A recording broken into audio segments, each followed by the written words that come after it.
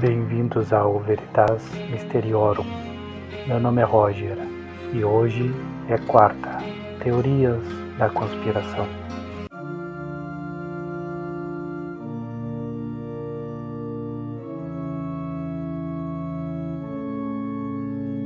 Olá! Contrails e chemtrails são termos frequentemente confundidos, mas representam fenômenos distintos, com os contrails sendo um processo natural e os chemtrails associados a teorias da conspiração sem comprovação científica. Contrails, a abreviação de Condensation Trails, rastros de condensação, são formados quando o vapor de água expelido pelos motores de aviões a jato se condensa e congela em altitudes elevadas, onde as temperaturas são muito baixas, geralmente abaixo de menos 45 graus Celsius, e a umidade é alta. Esses rastros são compostos principalmente por cristais de gelo e aparecem como linhas brancas no céu, dissipando-se rapidamente em minutos ou em condições atmosféricas específicas, persistindo por horas, e se espalhando em formações semelhantes a nuvens cirrus. A aparência dos contrails varia conforme a umidade, temperatura e altitude, podendo ser curtos e efêmeros ou longos e persistentes, especialmente em áreas de tráfego aéreo intenso, onde padrões cruzados ou em grade são comuns devido a rotas aéreas convergentes. Chemtrails, por outro lado, é um termo derivado de chemical trails, rastros químicos, e surge de uma teoria da conspiração, que alega que certos rastros no céu são o resultado da pulverização intencional de substâncias químicas ou biológicas por aviões com propósitos variados, como controle climático, manipulação populacional, envenenamento ou testes militares. Segundo os proponentes, os chemtrails se distinguem dos contrails por sua maior densidade, persistência prolongada, durando horas ou até meio-dia, espalhamento em véus ou nuvens artificiais e padrões anômalos, como cruzamentos frequentes, linhas paralelas ou formações em X. Eles afirmam que esses rastros contêm elementos como alumínio, bário, estrôncio, nanopartículas, grafeno, bactérias, vírus ou até plasma humano, que seriam liberados clandestinamente por governos ou entidades secretas. No entanto, a comunidade científica, incluindo agências como a NASA, a Administração Federal de Aviação, FAA, e a Agência de Proteção Ambiental, EPA, nega a existência de chemtrails, afirmando que os rastros observados são contrails normais e que não há evidências de pulverização química em larga escala. O Departamento Britânico para o Meio Ambiente e o governo canadense também declararam que chemtrails não são fenômenos reconhecidos cientificamente. A teoria dos chemtrails ganhou força na década de 1990, após a publicação de um relatório da Força Aérea dos Estados Unidos da América, intitulado Weather as a Force Multiplier, Owning the Weather in 2025, que especulava sobre o uso futuro de modificação climática para fins militares. Apesar de ser um trabalho acadêmico teórico, sem relação com práticas reais, o documento foi interpretado por conspiracionistas como prova de programas secretos. A ideia se espalhou por fóruns na internet, programas de rádio como os de Art Bell e redes sociais com relatos de observações em diversos países, incluindo Estados Unidos, Canadá, Reino Unido, Austrália e Brasil. No Brasil, denúncias de chemtrails começaram a surgir com mais frequência a partir de 2011, especialmente em estados como Santa Catarina, São Paulo e Rio de Janeiro. Um exemplo é o relato de um suposto funcionário na torre de controle do aeroporto de Galeão, que questionou a presença de aeronaves não identificadas cruzando o espaço aéreo em altitudes elevadas, sugerindo atividades suspeitas. Em 2017, uma petição com mais de 4.000 assinaturas foi apresentada ao parlamento português, exigindo investigações sobre chemtrails, mas o tema foi pouco debatido. Os elementos supostamente pulverizados, segundo os defensores da teoria, incluem metais pesados como alumínio, bário e estrôncio, que seriam detectados em amostras de solo, água e ar após a passagem de aviões. Testes laboratoriais mencionados em blogs e fóruns conspiracionistas, como relatado em Santa Catarina, de 2011, alegam alta concentração desses elementos, associados a problemas de saúde como doenças respiratórias, tosse persistente, pneumonia, conjuntivite e até câncer de pele. Alguns também citam nanobactérias ou chemwebs, fibras pegajosas encontradas no solo, como evidência de pulverização.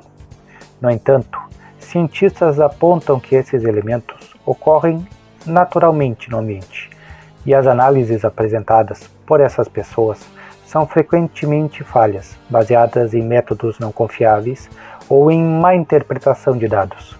Por exemplo, o alumínio é um componente comum na crosta terrestre e sua presença em amostras não indica necessariamente pulverização aérea. A semeadura de nuvens, um processo real e distinto, é frequentemente confundida com chemtrails pelos teóricos da conspiração. Essa técnica envolve a liberação de substâncias como iodeto de prata ou dióxido de carbono sólido, gelo seco, na atmosfera para estimular a formação de chuva, especialmente em regiões afetadas por secas. É praticada em países como China, Estados Unidos, Austrália e em menor escala Brasil, mas ocorre em altitudes mais baixas e com aviões específicos, não deixando rastros persistentes como os chemtrails. Um exemplo conhecido é o uso de semeadora de nuvens pela China durante os Jogos Olímpicos de Pequim, de 2008, para evitar chuvas na cerimônia de abertura. Diferentemente dos chemtrails, a semeadura de nuvens é um processo documentado, regulamentado e realizado com transparência, sem evidência de intenções malévolas. Os relatos de denúncias de chemtrails são amplificados em redes sociais e blogs, com vídeos e fotos de rastros no céu, sendo compartilhados como provas. No Brasil, cidades como Florianópolis, Guaratinguetá e Porto Alegre têm registros frequentes de supostos avistamentos, com alegações de aviões brancos sem identificação ou voos em padrões anormais. Um caso específico envolve um vídeo de 2011 em Santa Catarina, onde o autor alega ter filmado aviões militares pulverizando substâncias. Em Portugal, observações em Lisboa e no Algarve relatam excesso de chuvas associadas a supostos chemtrails, enquanto nos Estados Unidos da América, a Califórnia, durante a seca de 2011 a 2017, viu políticos locais discutirem a teoria como possível causa de condições climáticas anormais.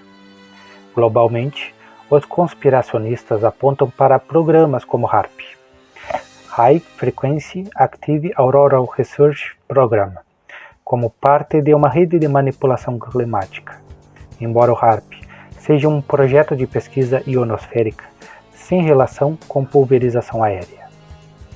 A aparência dos supostos chemtrails, segundo os proponentes, inclui rastros mais grossos e opacos que os contrails, que se espalham formando um véu ou nuvens artificiais, às vezes com espectros coloridos visíveis.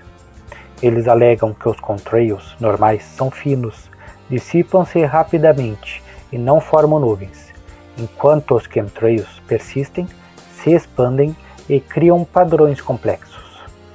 No entanto, estudos científicos, como o critério de Schmidt-Appelmann, explicam que a formação e persistência dos contrails dependem de fatores como umidade, pressão atmosférica e temperatura, e que rastros persistentes são comuns em condições atmosféricas saturadas.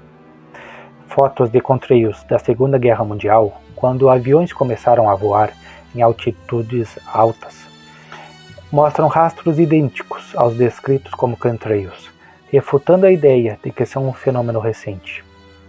As denúncias também mencionam impactos ambientais e de saúde, além das doenças respiratórias. Há alegações de contaminação de plantações e ecossistemas, com chuvas tóxicas supostamente causadas por chemtrails.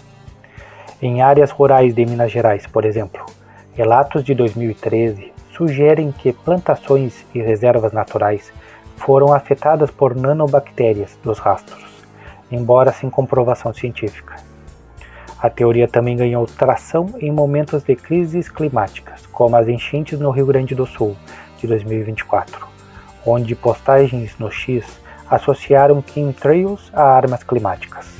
Apesar disso, a ciência reitera que os contrails, embora contribuam para o aquecimento global, ao formar nuvens cirrus que retêm calor, não contêm substâncias tóxicas, além das emissões normais de motores a jato, como dióxido de carbono, óxidos de nitrogênio e partículas de fuligem.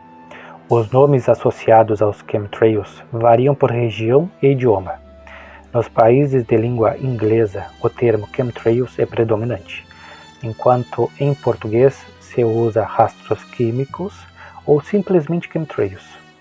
Em espanhol, são chamados de estelas químicas.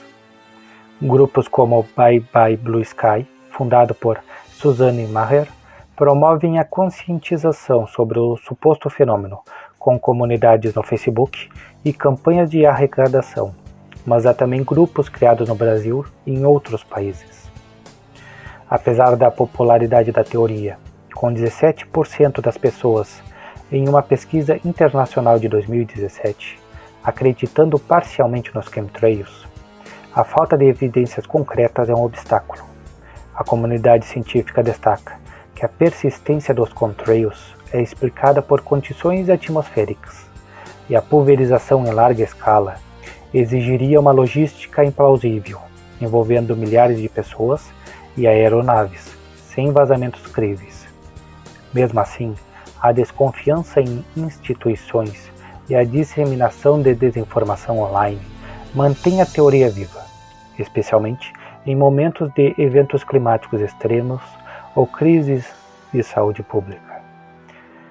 Por favor, curta o vídeo, inscreva-se e até o próximo vídeo.